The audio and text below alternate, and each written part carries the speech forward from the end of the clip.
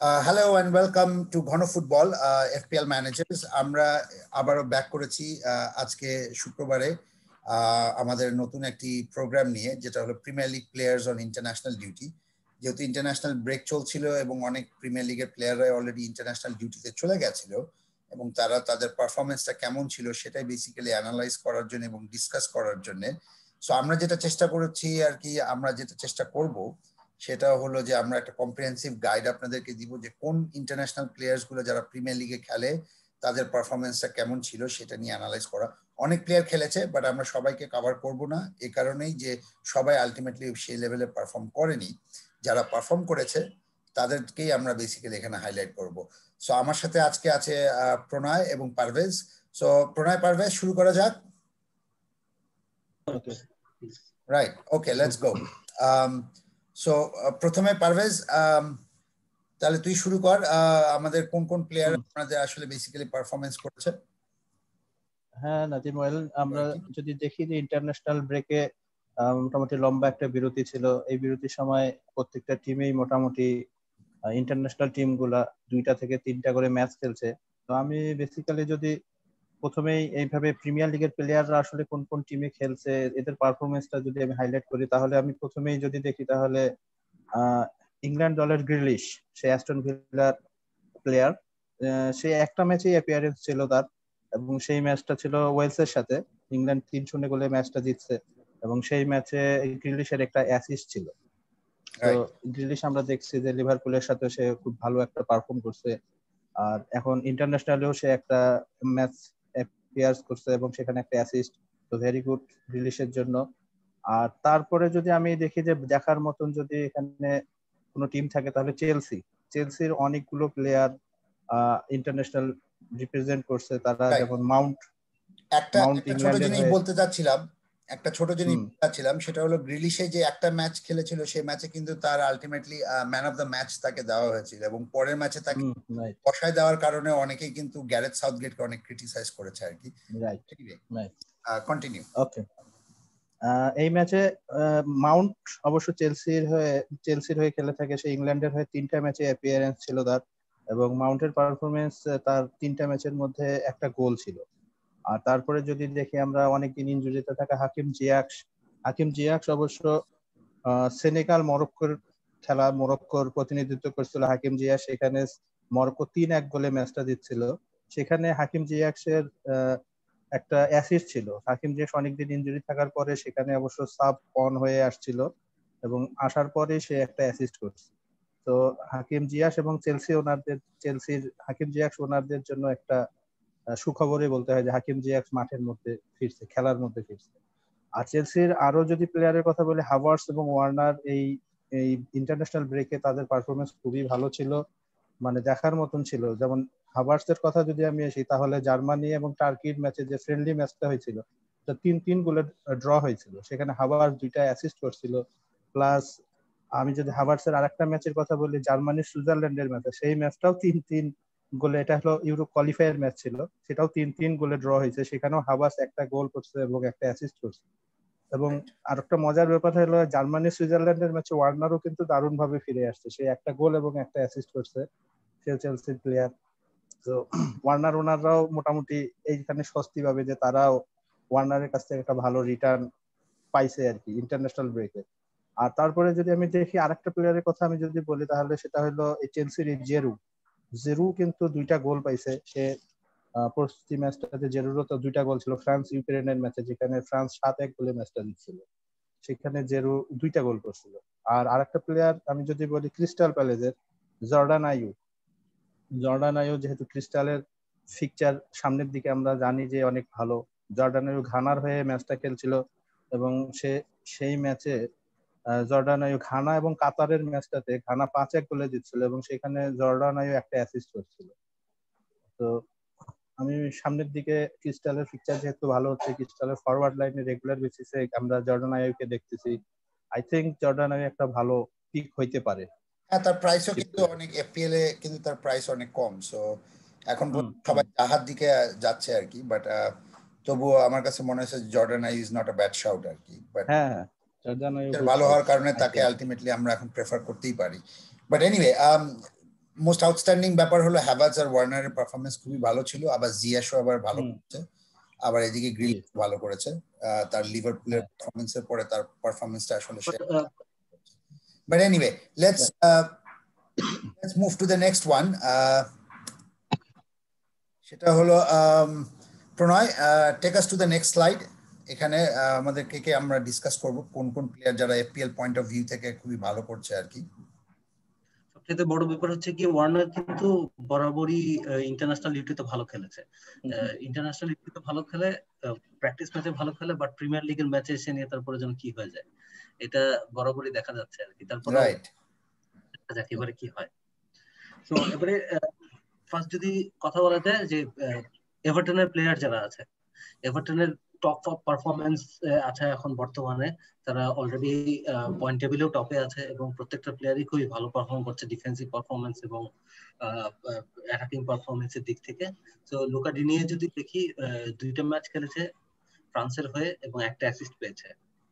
So এমনিতে ডিনিয়ে এমনিতে premier লিগে কিন্তু খুব একটা খারাপ খেলছে তা না, যদিও হচ্ছে গিয়ে অ্যাটাকিং রিটার্ন খুবই কম এসেছে, বাট পারফরমেন্স ওয়াইজ খুবই ভালো খেলছে। দেখা যাক যে নেক্সট ম্যাচগুলিতে কিরকম হয়।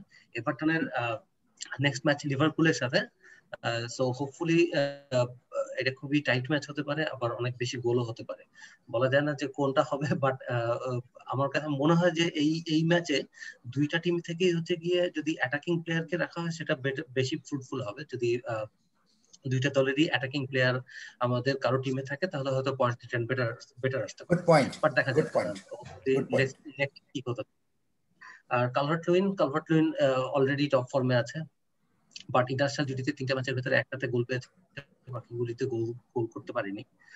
বাট পারফরমেন্স ওয়াইজ ভালো ছিল, কারণ লাস্ট ম্যাচে ইংল্যান্ডের আসলে রেড কার্ডের কারণে খেলাটা পুরোপুরি আর কি নষ্ট হয়ে গিয়েছিল, যার কারণে অ্যাটাকিং রিটার্ন হয়তো এরকম ভালো আসতে পারেনি। বাট ওভারঅল ইংল্যান্ডের পারফরমেন্স খুব একটা খারাপ ছিল না।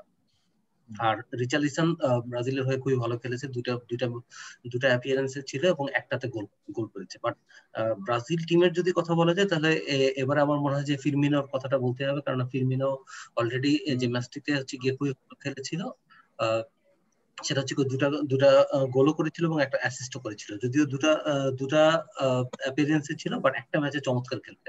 বাট আমি জানি না যে ফিরমিনোর প্রবলেমটা কি হয়। লিভারপুল টিমে আসলে ফিরমিনোর যে পজিশন বা মানে এবং সালাহকে যে প্রেফারেন্স দেওয়ার বিষয়টা, সেটা ফিরমিনো খুবই আনসেলফিশলি দিয়ে যায় সবসময়, কারণ ফিরমিনো আসলে স্কোর শিটে থাকে না, বাট সামহাউ সালাহ এবং মানে সবসময় আলোচনার কেন্দ্রবিন্দু হয়। But Firmino as a player কিন্তু খুবই ভালো একজন player, but somehow Liverpool team এবং প্রিমিয়ার লিগে ওর পারফরমেন্সটা খুব একটা চোখে পড়ে না। হ্যাঁ, বাট এই সালাহর মানের পারফরমেন্সটা তো আসলে হাইলাইট করার জন্যই কিন্তু ফিরমিনোর রোলটা হলো এমন যে সে বেসিক্যালি ডিফেন্সকে কিন্তু ইন্টারনালি পুশ করে আনে, যার কারণে আলটিমেটলি সালার মানে যে ইনভার্ট উইঙ্গার হিসেবে খেলে আর কি, তারা বেসিক্যালি ওই স্পেসটা পায়। সো ফার্মিনোর কাজ হলো বেসিক্যালি যে সে বেসিক্যালি ওই জায়গাটা ক্রিয়েট করে যাতে তারা স্কোর করতে পারে। বাট এনিওয়ে নেক্সট প্রণয় থাক please, sorry. So next match যদি বলি যে পর্তুগালের যে ম্যাচগুলি ছিল, পর্তুগাল খুবই ভালো পারফরমেন্স করেছে এবং জোটা, বার্নার্দো সিলভা, ক্যানসেলো তিনজনই হচ্ছে গিয়ে আসলে 3টা ম্যাচে ফিচার করেছে।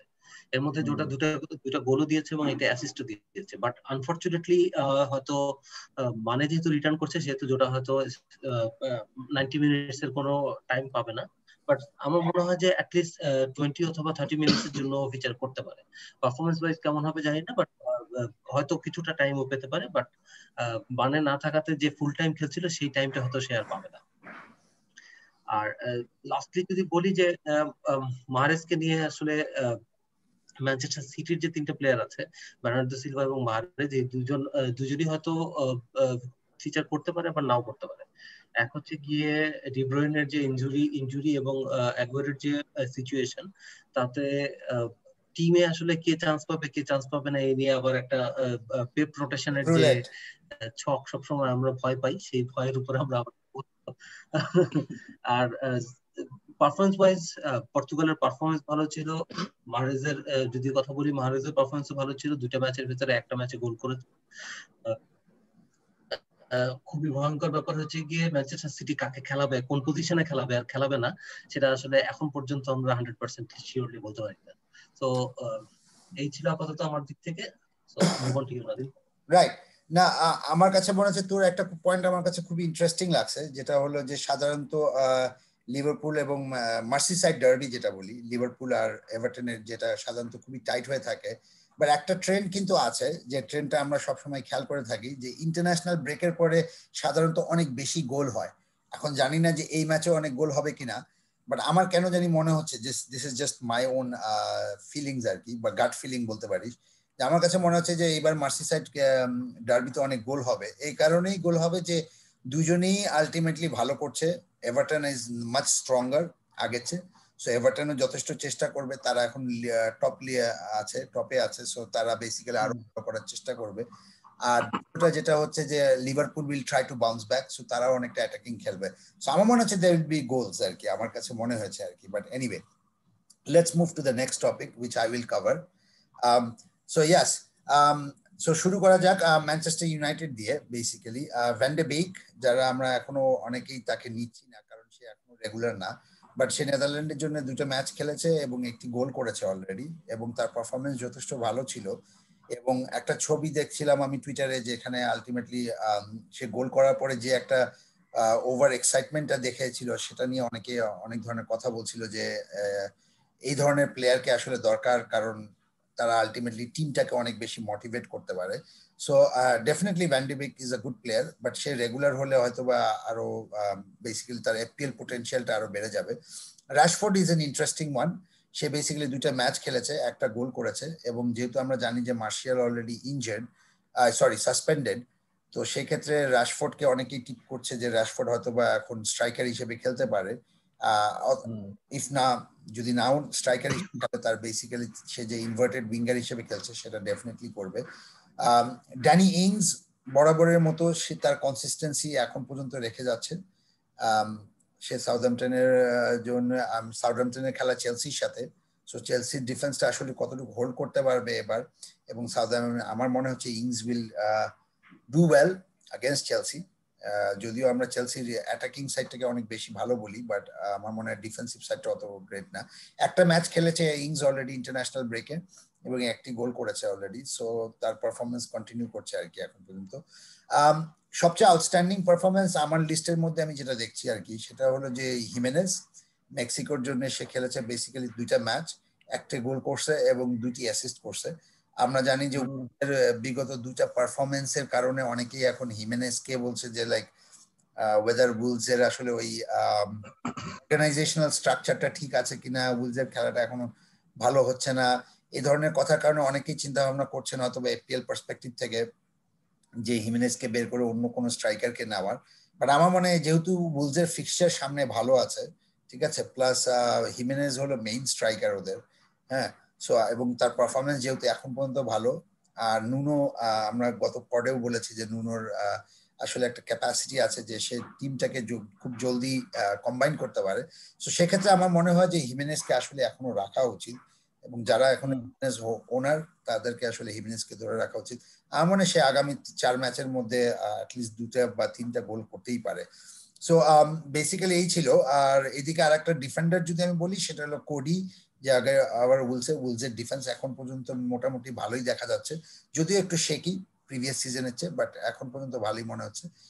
আমার মনে হয় তাদের এখনো সামনে যে 4টা ম্যাচ বললাম ভালো, সে 4টা ম্যাচে তারা ভালো করবে। সে অলরেডি একটা গোল করেছে ইন্টারন্যাশনাল ব্রেকে 2টা ম্যাচে ইংল্যান্ডের জন্য। So lots of potential. আমরা যেগুলা প্লেয়ার, যারা এফপিএল টিম ম্যানেজার, যারা যেসব প্লেয়ারকে দেখছি, মোটামুটি সবাই মোটামুটি ভালো করেছে আর কি। সো আমাদের আসলে এখনো অনেক বেশি ডিসিশনস বাকি আছে, যে ডিসিশনস নেব। কালকে গেম উইক শুরু হতে যাচ্ছে after 2 weeks. So yes, I think that's that, and I would just like to say that good luck to you guys, and of course FPL managers যারা আপনারা দেখছেন, তারা আপনারা যদি এখনো সাবস্ক্রাইব না করে থাকেন আমাদের চ্যানেলে, তাহলে please subscribe, please comment, and of course if you like the video, please do so. Thank you so much, Pranay and Parvez. Thank you. Thank you. Okay. Okay. Bye. Bye and good luck.